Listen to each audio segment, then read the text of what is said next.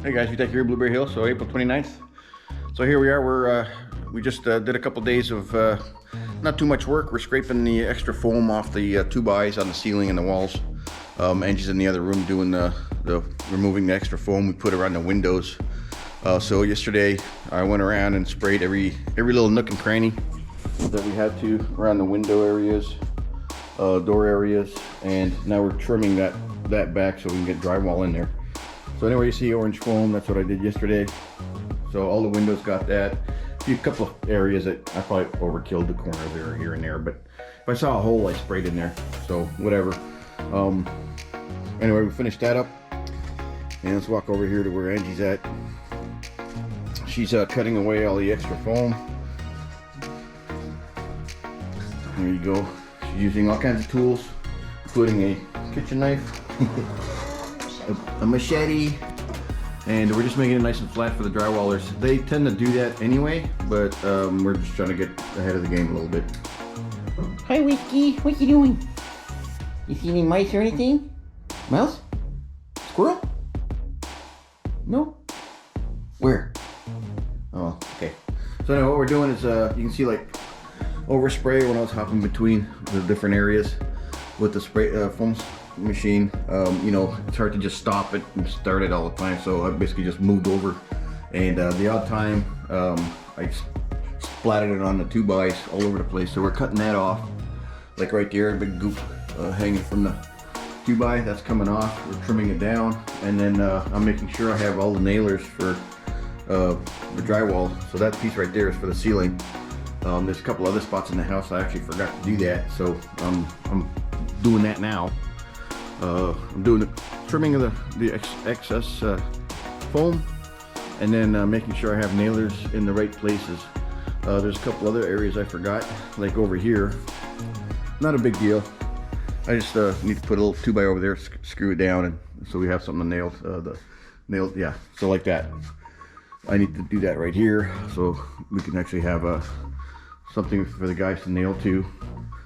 Here's another area I kind of forgot. I have one on the other side, on the inside of the pantry, and I didn't do one over here. So why? I don't know, but not a big deal. I've got one there. I got to put something over here, and that'll be interesting there, right above the door.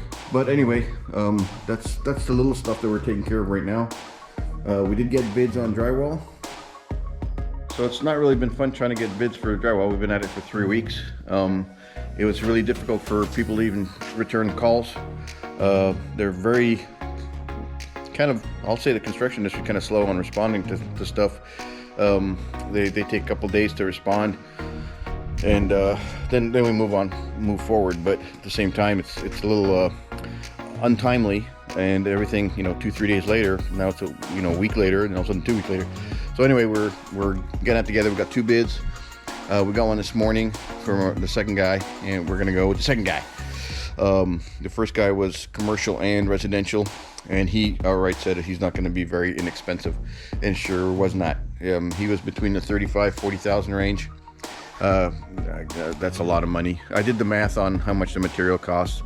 Right now it's under $5,000, so the rest of the money is just labor, and a little bit of material used for masking stuff off, but not thousands of dollars worth. So anyway, we thought that was a little off. We got a second bid. It's in the mid to 20,000s, so we're going with that one. And the guy was real nice. He's from Exquisite Drywall, and we'll see what he says and when he can start. He basically mentioned he could start within about a week, which is pretty good on the timeline for us. That'll help Derek, which is doing the cabinets, get him on board at the same time. So we'll probably have them do the kitchen area first, so Derek can come in and do the cabinets for the kitchen and the baths as well. But anyway, we'll take video of that as it happens. Anyway, we're gonna switch to time lapse and just show you how we're cleaning stuff up. Angie's been cleaning and actually, sweeping everything up from all the mess we've been making. Most of the extra foam is trimmed already. I blasted in 5-6 cans of the closed cell foam yesterday. Great stuff. Pro, there it is right there. using that stuff for big gaps, even though they're not big gaps. Like you could use a door and window version of that. But anyway, it does fill all the voids, goes into the crevices that we had around the windows and the door areas. And I think we're pretty much done on that. The rest is going to be a little bit of nailers, like I was mentioning, framing out a couple of the sliding glass doors a little better, and we're ready to roll. So I'll keep you guys posted. Anyway, we're going to switch to time lapse for the cleanup, scraping of the foam, and we'll see you later. Bye. So in continuation of the cleanup for the foam, here I'm using a little oscillating saw with a rounded bit on it, blade, and it kind of cuts through the foam, cuts it nice and flat to the 2x, and makes pretty quick work of it. Worked pretty good. Angie didn't like using it, so I had to do all that. But regardless, it cut all those little pieces off the 2x, especially on the ceiling, quite easily, and into the corners. So that was a good deal. So now you see me doing a little more framework for the drywallers. I forgot a couple pieces here and there, as you saw me do in the real-time walkthrough earlier in the video. And here I'm actually trying to secure some wires with, guess what, spray foam. It works really well. The tape, the painter's tape doesn't hold anything, right? And then I used duct tape up there. That was failing too, so I decided to use the foam to hold all the wires in check. There's going to be a header there. So later in the day, I decided to start working on the skirting. This is May 1st, continuation of what I did on the right side of the house. We have a bunch of R panels left over. They're all different colors, but who cares? We're going to paint them. But here I'm securing the 2x that get anchored to the columns using concrete anchors. And I even put adhesive, concrete adhesive. It's a polyurethane adhesive actually, that goes on the wood. I secure that, put usually four anchors, secure it down to the posts, and off we go. So I tried to do as much of the column frame out as I could before I started doing the horizontal ones, just to make it easier, and then it just flowed a lot easier for the work part of it.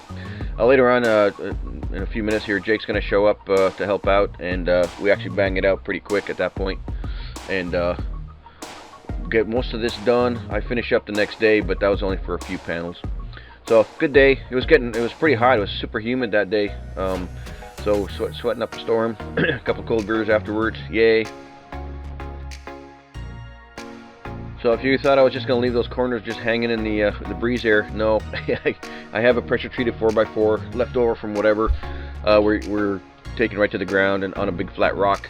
There are panels, when you screw them down to the 2x, it actually holds everything really tight. So there's really not too much you need to do, I don't think, structurally for the R panels to be secure. The only part was putting the 2x to the columns to actually hold the horizontal versions. And here we're almost getting done. We're going to finish with this section and then call it good. And then later on that day, the third bid for drywaller guys came over, and I'll tell you more about that later. We're going to go with these guys just because they're actually cheaper and we get to do a lot more work. But regardless, anyway, Jake was great doing you see that cutter doing a great job. So that guillotine turned out to be a very, very nice piece of equipment. It would have been a real pain to try to cut that with some kind of grinding wheel, you know, or the snippers. The snippers, they cut sort of straight, but not really. The guillotine is fantastic, and all you do is measure. Jake had to measure twice here, but regardless, we got it done. And then since there's a slope in the ground, we just try to make it our panels kind of go with the slope. However, we don't want to touch in the ground, so we're keeping the panels about an inch and a half, whatever, off the ground, so we don't have any rust or other issues later on. So we're getting her done. Here's that little box area. The yellow container you see right in front of us, that's my office, and this is what we're calling the spare bedroom apartment area right above us. But we're moving on pretty quick. We're starting to cut through all the R panels. I believe we're going to be real tight on what we need. Here you see me using those, it's an adapter that goes onto your drill, and it's just a little scissor-like metal cutter. It seems to cut this metal just fine. It does, I'll say, bend a little bit on the one side of the cut. One side is really nice. The other side, because of the scissor action, gets whacked up a tiny bit, but not bad enough to not use it. But it does make easy use of it. On here, Jake's doing a little cutout for that little small piece that you see right in front of us on the yellow containers. He's going to cut that out and put that in place. So if normally we just moved, if there were rocks and stuff underneath the arc panels, on the ground, we moved them. But in some cases the rocks are in the ground pretty good, or part of concrete, so we had to cut out little areas around them. There you go, and ta-da, and we're done. Cool. So we tried to do all the large pieces first, then do the small cutouts if we had to. I was trying to not use as much longer pieces, because the further down, we almost should have started from the high point to the short end, just so we'd have we could reuse the smaller pieces. But anyway, not a big deal. We made it through. You'll see me. I'm running solo. This is 502-2022, and I'm using whatever color is sitting there. And the last two you'll see is going to be a golden copper. Yoo-hoo!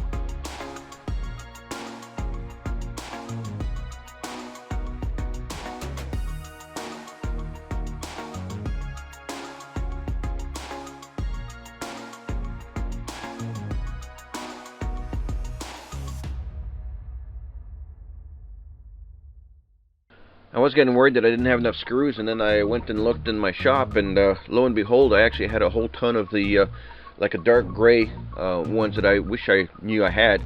I got so much stuff in the kind of scattered around from the shop build.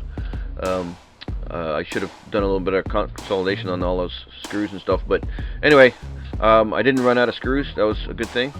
And this is all stuff that we had from the shop build, so nothing we had to buy extra.